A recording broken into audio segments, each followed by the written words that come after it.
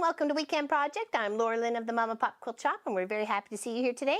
Today, we're going to make some fabric flowers to go with our lovely little sunshine tote we made last weekend. Okay, so that's what we're going to do. So I have a few things here. We need to make some petals. Now, this is very organic. It's your own style. It's what you like.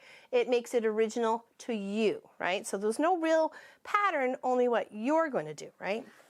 So I took a strip for this size, so to make a flower for this lovely little bag here, okay, that's going to look very similar to something like that there. You're going to need a button and a strip of, like, hopefully matching fabric to what you have for your bag, but you don't have to. It could be like if you did a black bag, you could do a whole bunch of rainbow of colors for your flower, okay? So once you have sorted what you want to do, you'd kind of just draw almost like a teardrop shape sort of thing here, but it's like a half a leaf. So you come from the bottom, here we'll go right more in the center here, come from the bottom and do like this little curve up and then curve down. And that's going to give you like a little bit of a leaf shape. So you're going to take the bottoms of these and just kind of give it a little fold to give it a leaf, and then you're just going to end up making more just like this one right here. So we need to make two more of each, one more of each, which is one of the raindrops and one of the pink, to make this a successful project here. So let's just trim that off there. Oops. Okay. There we go. And we'll just come in with our snips or scissors. And of course, we're going to put those right sides together for the raindrops for sure. Okay. And then we're going to put it right underneath the sewing machine.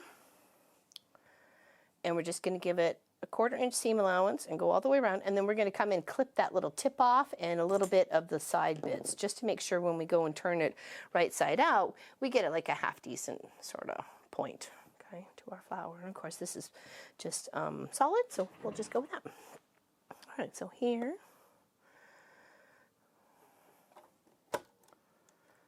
Like I said, it's very organic, your style, big leaf or big petal, small petal, whatever it is that you want for your project. I mean, I did eight going around, and I think that makes a relatively full enough looking flower. I did it for the, probably maybe a couple more petals for the big bag behind me there, and then of course the little bag as well. So. And then you're just going to fabric cover a button. But if you don't want to fabric cover a button, you can find these unique ones. This is like one of like 2 or 3 little buckets of buttons that I have. I have ones that's just strictly black and white. There's these like little, like, looks like a bone or something, though it's just plastic. You could use that as a button for the center of your flower. You could use a scooped one that's already colored, maybe similar to matching your project. The only buttons I would probably stay away from for this is the ones that you have to stitch down via the center of it. The ones with the holes on the top and the front are definitely more of an ideal for this, because then you can stitch it all the way down and through the whole, like through the button, through the flower, and through the bag top and the back out. So yeah, definitely. All right, so here we go. Clip the little tips right off. Make sure we're not coming into our stitches. And then just snip a little bit of that extra fabric off. So when it tries to go into that peak, it doesn't have to compete with all the seam allowance fabric, right? We can try to get as close as we can. Now, for this, you can use a stylus or even a crochet hook or the tip of your scissors if they're not too sharp. And just go and turn it right side out. Just like that. And poke all the way around. Go around the seams. And then once we get those done, we can kind of tuck and fold them and then hand stitch them. I'd like hand stitching the whole flower part together first. I mean, you certainly could toss it underneath your machine, petal by petal, and then just do a little, you know, stay stitch sort of thing. Okay, so let's take this little fabric out of the way so it's not confusing. Clean up our little zone here. So yeah, those are the buttons with the little tips on the middle of it on the underneath. I'd stay away from those because it's hard to wrap them. Okay.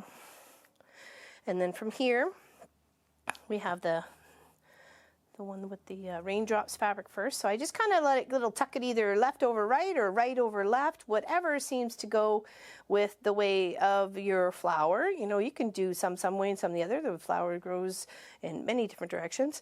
And then I just kind of was doing it as a spiral. So I started off with the raindrop one, went to the pink, raindrop pink, and then just kind of tucking this one right underneath, just to kind of alleviate a bulk of fabric right in the center. Of course, you got your needle and your thread, and you will probably need a thimble because some of this stuff, it gets kind of thick. And you just want to snug it up next to the other one and just pop a few stitches in to keep that pleat of the flower there. Okay. All right, see?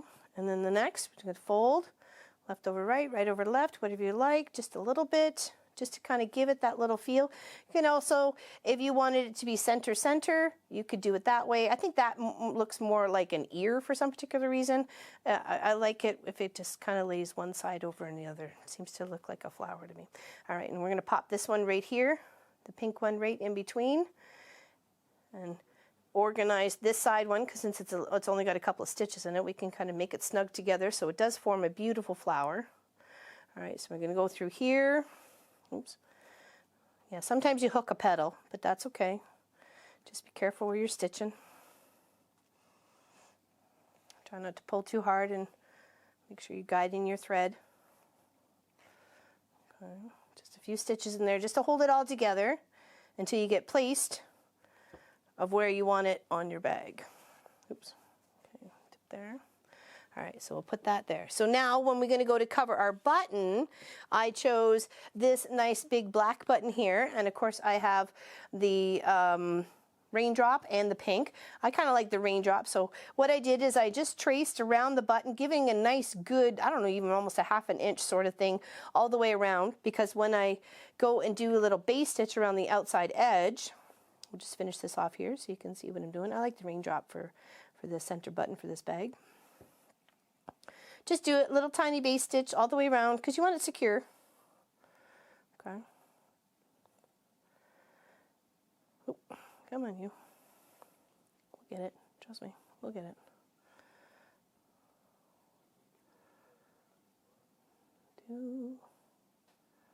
It's cold today. Actually, we had snowflakes. I didn't like that. Didn't like that at all. All right, there we go. Now we're going to put our button right in the center. And then we're just going to give this a little bit of a tug, making sure it goes all the way up around.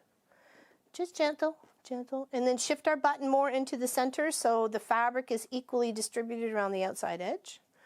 Okay. Just kind of, we're dressing a button. There we go. Okay. And of course you can pick any color. And then just to keep it secure, I'll go from one end to the other, popping in about 4 or 5 stitches. Big stitches right across. It doesn't really matter. You're never going to see those. It's going to be on the other side of the bag. And then same from side to side. So top down and left and right. Okay, or north, south, east, and west.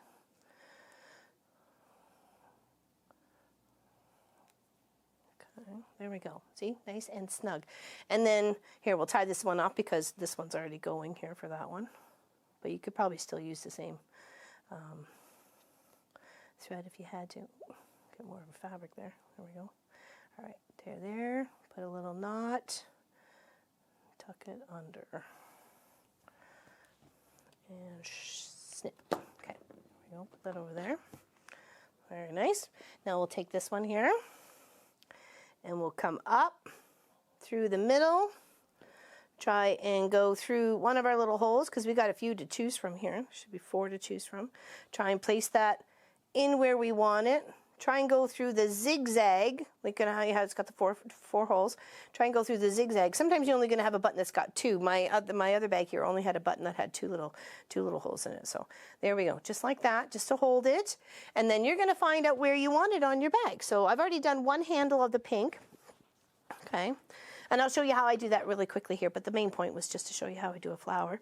And of course you can maneuver your fabrics around to whatever you like.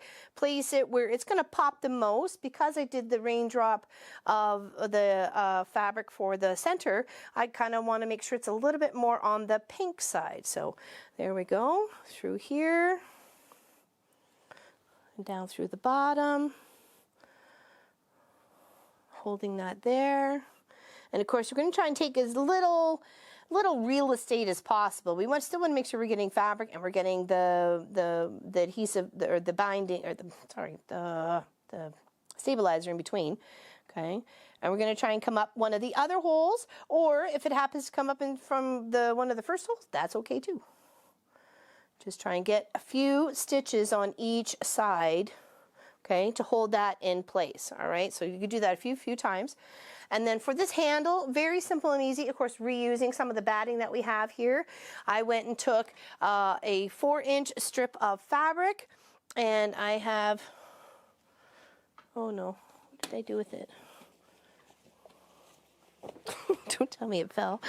Oh, here it is, sorry, there we go. A 2-inch, so a 4-inch bit of fabric of the pink, and then a 2-inch bit of batting, and I laid it right in the center, okay?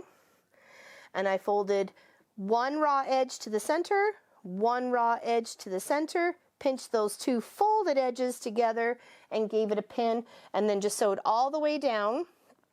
And then when you go to attach it, I did one side first and then the other, and then worked the center. I just found that easier. It seemed to be a little bit more even to me. Oops, okay. There. And then work the center.